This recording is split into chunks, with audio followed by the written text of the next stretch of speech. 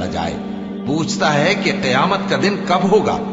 سو جب آنکھیں چندھیا جائیں اور چاند گہنا جائے اور سورج اور چاند جمع کر دیے جائیں، اس دن انسان کہے گا کہ کہاں ہے بھاگنے کی جگہ؟ کہیں نہیں، کوئی جائے پناہ نہیں۔ اس روز تمہارے پروردگار ہی کے پاس تمہیں جا ٹھہرنا ہے۔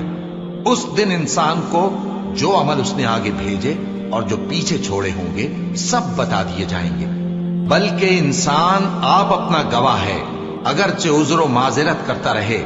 اور اے پیغمبر صلی اللہ علیہ وآلہ وسلم، وحی کے پڑھنے کے لیے اپنی زبان کو تیز تیز حرکت نہ دیا کرو کہ اس کو جلد سیکھ لو۔ اس کا جمع کرنا اور پڑھانا ہمارے ذمے ہے، سو جب ہم اسے پڑھا کریں تو تم اس کو سنا کرو اور پھر اسی طرح پڑھا کرو۔